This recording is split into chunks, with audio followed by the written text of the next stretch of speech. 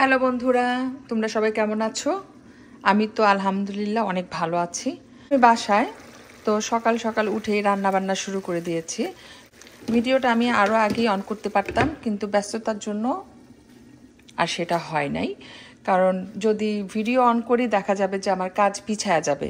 তো এই জন্য এর ভিতরে আমি যেটা রান্না করেছি, এখানে পোলাও বসিয়েছি আর এখানে চিকেন আলু দিয়ে। তো রান্নাবান্না আমার মোটামুটি শেষ, কারণ আজকে খুবই সিম্পল রান্নাবান্না হবে, বেশি ঝামেলা করব না। আজকে খুব সিম্পল রান্নাবান্না হবে। তো লাঞ্চ আর ডিনারের জন্য আমি খুবই সিম্পল আইটেম করব আজকে, যেহেতু সানডে উইকেন্ড, বেশি ঝামেলায় যাচ্ছি না। এখানে আমি পোলাও বসিয়ে দিয়েছি আর এখানে চিকেনটা অলমোস্ট ডান, একদম লো হিটে রেখে দিয়েছি। একটু পরে নামানোর আগে আমি কিছু পেঁয়াজ বেরেস্তা আর জিরা পাউডার ইউজ করব, দ্যাটস ইট। তো এই হচ্ছে আমার সিম্পল রান্নাবান্না আজকে, পোলাও চিকেন আলু দিয়ে, দ্যাটস ইট। আর দেখো এখানে অনেকগুলো হাঁড়ি পাতিল জমেছে। রান্না কিন্তু দেখেছোই, মাত্র 2টা আইটেম, কিন্তু কতগুলো জিনিস এখানে জমেছে। তো আমি আস্তে আস্তে এগুলো ধুয়ে নিব। আর এখানে দেখো ওয়েদারটা, দেখতে মনে হচ্ছে না অনেক ঠান্ডা? সেই হিসেবে ওয়েদার খারাপ না। এই যে দেখো, কালকে রাত্রে সারা রাত স্নো পড়েছে, কিন্তু এত ঠান্ডা না, তাই স্নোগুলো সব মেল্ট হয়ে গিয়েছে। এই যে দেখা যাচ্ছে আমাদের ব্যাকইয়ার্ডের সিঁড়ি দেখা যাচ্ছে, তারপরে ঘাসগুলাও দেখা যাচ্ছে একটু একটু। এই যে গার্ডেনের সাইডটা দেখা যাচ্ছে, মানে ক্লিয়ার। বেশি স্নো পড়লে, অনেক স্নো থাকলে তখন আর কিছুই দেখা যায় না। এখানে কতগুলো করলা, 2 প্যাকেট কিনে এনেছিলাম। 1 প্যাকেট রান্না করেছি, এখনও খাওয়া শেষ হয় নাই, কারণ বাসায় একমাত্র আমি করলা খাই, আর কেউ খায় না। তো এই করলাগুলো এখন কেটে ফ্রিজ করে দেব। সময় যখন করলা খেতে ইচ্ছা করবে, ফ্রিজ থেকে বের করে ভাজি করে ফেলবো, তাহলেই হবে। এতে সবজিটা নষ্ট হবে না, খাওয়া হবে। আর এই সবজিটাকে বলে কায়োটি। আমি যদি রং না হই, এটাকে কায়োটি বলে। তো এটাও খেতে খুবই মজা। আগে আমার ভাল লাগতো না, রিসেন্টলি আমি 2বার রান্না করেছি চিংড়ি মাছ দিয়ে। এত মজা কি বলবো তোমাদের। এটা আমি চিংড়ি মাছ দিয়ে রান্না করব, খেতে একদম মনে হবে চাল কুমড়া খাচ্ছি চিংড়ি মাছ দিয়ে। আর বেশি সময় লাগে না সিদ্ধ হতে, খুব তাড়াতাড়ি হয়ে যায়। চাল কুমড়া যেমন রান্না করতে বেশি সময় লাগে না, একদম মোমের মতো গলে যায়, এই সবজিটাও ঠিক তেমনই। তো আমি আজকে এটা রান্না করব না, যেহেতু পোলাও মাংস রান্না করেছি, এগুলোকে কেটে আমি ফ্রিজে রেখে দিব। এইদিকে আমার পোলাওটা অলমোস্ট ডান, আমি এখনও নাড়াচাড়া দিইনি, তোমাদেরকে দেখিয়ে দিচ্ছি। এই যে একটু পরে নাড়াচাড়া করব, তো একদম লো হিটে রেখে দিয়েছি।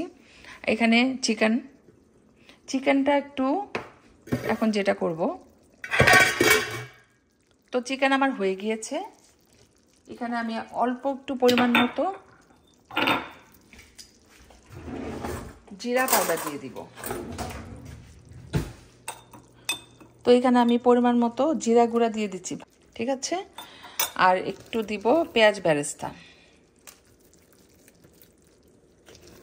এটা রেডিমেড পেঁয়াজ বেরেস্তা, কারণ আমি ইচ্ছা করলে পেঁয়াজ বেরেস্তা বাসায়ও বানাতে পারি, কিন্তু খুব লেজি এই ব্যাপারে, একদম ইচ্ছা করে না, তাই রেডিমেডটাই দিয়ে দিলাম।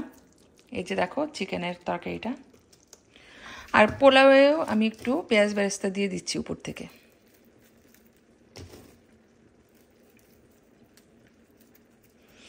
এখন এইভাবে আমি একটু পরে তোমাদেরকে ফাইনাল লুক দেখিয়ে দিব আমার পোলাও আর চিকেনের। আর এখন আমি যেটা করব, এগুলো একটু ধুয়ে নিব। ধোয়া হয়ে যাওয়ার পর এগুলো বসে বসে কাটবো, কেটে ধুয়ে ফ্রিজ করব। এই হচ্ছে আজকে আমার একটা ছোট্ট ভিডিও তোমাদের সাথে শেয়ার করলাম। আর যেহেতু কাজে যেতে হবে, বিকালে আর বের হতে পারবো না। ইচ্ছা ছিল একটু কসকোতে যাওয়ার, ওইখান থেকে আমার পছন্দের একটা জিনিস কেনার খুব ইচ্ছা ছিল, তো ওইটা আরেকদিন করা যাবে। আর আরেকটা দোকানে যেতাম কিছু চিংড়ি মাছ কিনে আনার জন্য, কারণ আমার বাসায় এখন চিংড়ি মাছ নেই।